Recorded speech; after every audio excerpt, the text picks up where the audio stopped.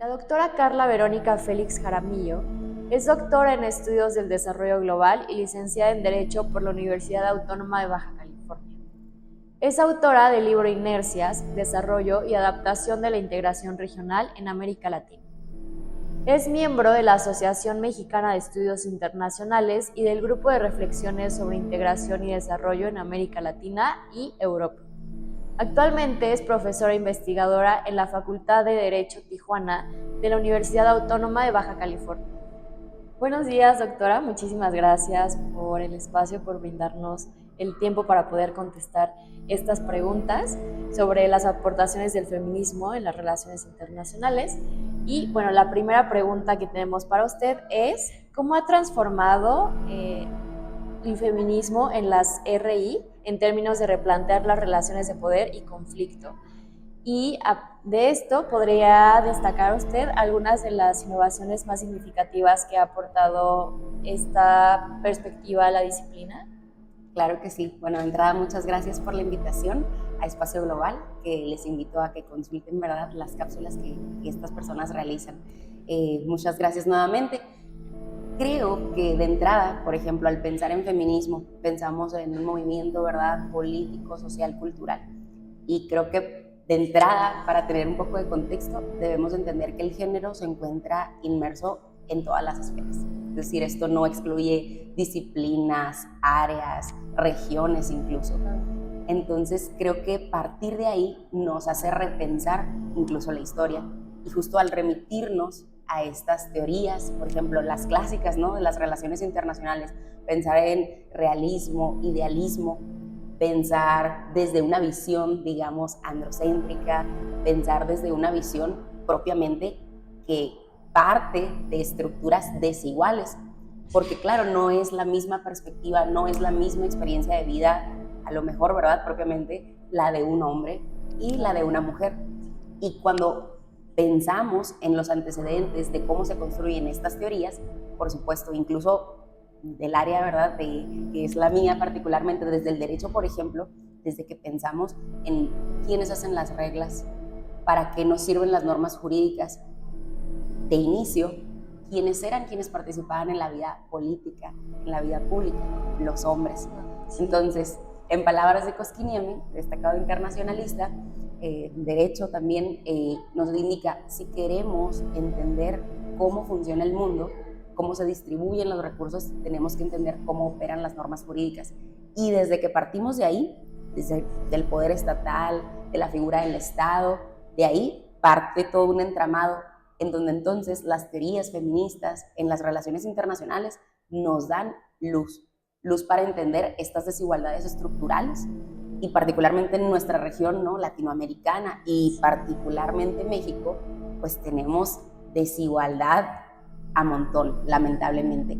Entonces creo que estas perspectivas feministas, en donde ya no partimos de este piso disparejo, que ya nos ponemos unas gafas para entender, ¿no?, o aplicar la perspectiva de género, podemos entonces repensar las historias y entonces diferenciar y tener conocimiento de cómo es diferenciado el impacto, por ejemplo, de la guerra, un hombre respecto de una mujer, o incluso pensar en las constructoras de estas teorías feministas, por supuesto, la participación en la academia de mujeres destacadas, que antes pues no tenían esos lugares, no tenían esos espacios. Vemos cómo las luchas también feministas en las distintas olas han logrado alcanzar voz, espacios. Ya tenemos más mujeres ocupando espacios, afortunadamente, pero todavía tenemos retos. Entonces creo que de manera general las teorías feministas nos dan justo eso, nos dan claridad, nos aportan luz a entender que la manera en cómo nos contaban el mundo ya no está vigente. No, y es un tema bien interesante porque toda la vida y todas las historias siempre ponen al hombre como protagonista. Y entonces, cuando nos ponemos a investigar nosotros como estudiantes, nos damos cuenta que sí hay mujeres que representan también varios movimientos desde la historia, pero que pues no han sido visibilizadas, ¿no? Entonces siento que es una muy buena también oportunidad para que nosotros como estudiantes empecemos a darle relevancia a eso, ¿no? Claro. Y bueno, doctora, muchísimas gracias por su excelente respuesta y por sus conocimientos. Y la otra pregunta es, a pesar de las aportaciones, las teorías feministas aún enfrentan resistencia en ciertos círculos de las relaciones internacionales. Usted lo acaba de comentar, también en México, que vemos pues sí, bastante grande. ¿Cómo cree usted que esta resistencia puede superar para integrar de manera más efectiva las ideas feministas en la teoría y en la práctica de las relaciones internacionales? Bueno, ahora sí que me voy a tomar una frase que no es mía, es de Galeano, pero a través de la educación creo que tenemos muchísimas oportunidades, porque justamente de dónde viene la resistencia. A veces es más difícil pensar distinto, o esta famosa palabra de deconstruirnos, es más difícil de construirnos que aprender algo totalmente nuevo. Entonces creo que las resistencias vienen desde este miedo o este temor. Siempre lo nuevo, lo desconocido nos genera un poco de resistencia, claro, naturalmente, pero no podemos pensar, ¿verdad?, en que podemos ser resistentes a estos cambios, a no visibilizar lo que ya pasó, a ponerle nombre a las cosas, porque solo así podemos avanzar hacia sociedades más justas, más inclusivas.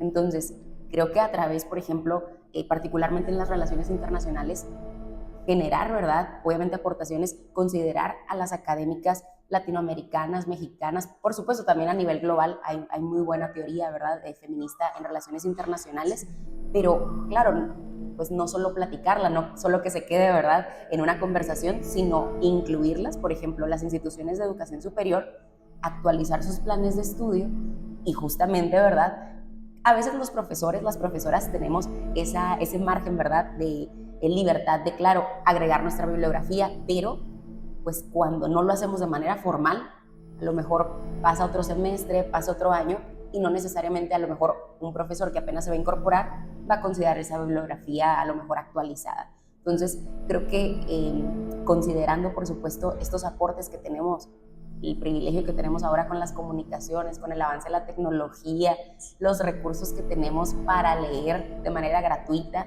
y otras no gratuitas, pero bueno, esa es otra historia, justamente nos permite pues adentrarnos, ¿verdad?, propiamente a estas teorías, incluso también a repensar, ¿verdad?, de qué manera estamos formando, por ejemplo, del lado del profesorado, pues a estas nuevas profesionistas que es necesario introducir feminismo, tanto a la CRI y por supuesto al derecho.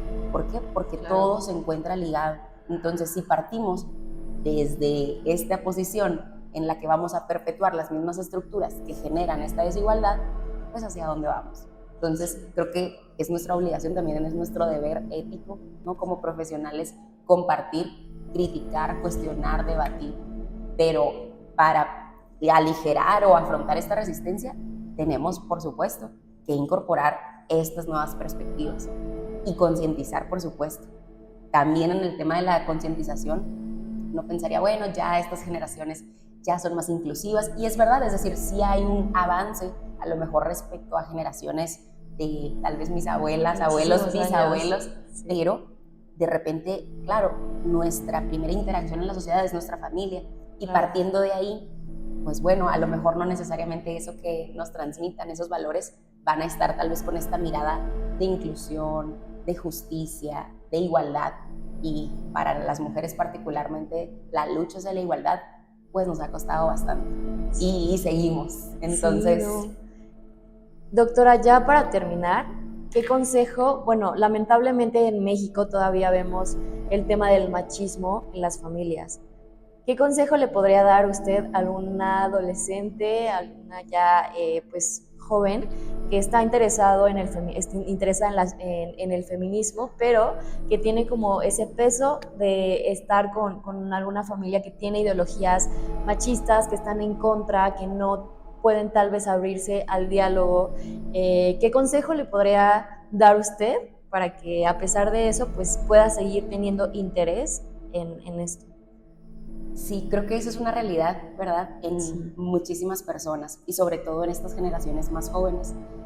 Yo creo que de entrada acercarnos desde la empatía y tener el contexto que, claro, tal vez nuestros padres, madres, bisabuelos, tatarabuelos vivieron en otro contexto, y desde su educación, desde su normalidad, Tal vez ellos, ellas quieren, claro, lo mejor para sus hijos, sus hijas, pero tal vez desde el desconocimiento dicen, no, no, eso de feminismo, no, eso adiós.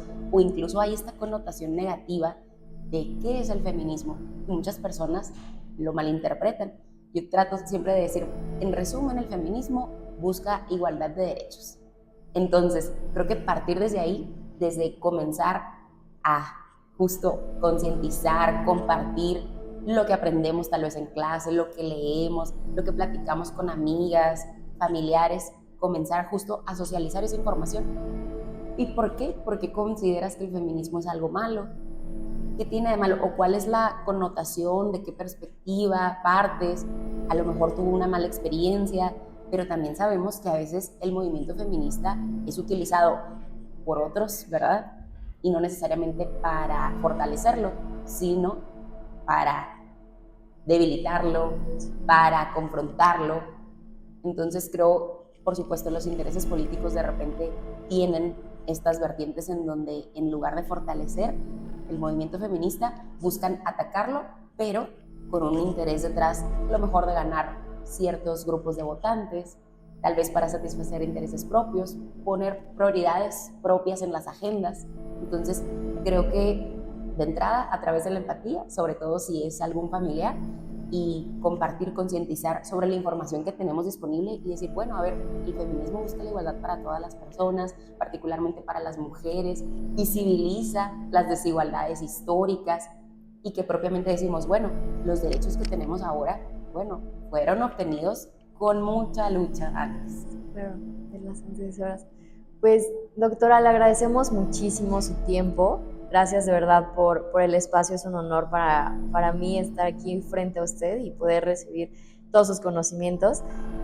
Con esto finalizamos la entrevista y tiene redes sociales para que los chicos la puedan seguir ahí, contactar si es que... Claro que sí, tengo X, antes Twitter, es @carlafelix25 y mi correo es carlaveronicafelix@gmail.com. Súper, pues las vamos a poner abajito para que la sigan y la puedan contactar si tienen alguna duda. Claro que sí, con muchísimo gusto. Muchas gracias nuevamente a ti y a Espacio Global. Muchísimas gracias, doctora.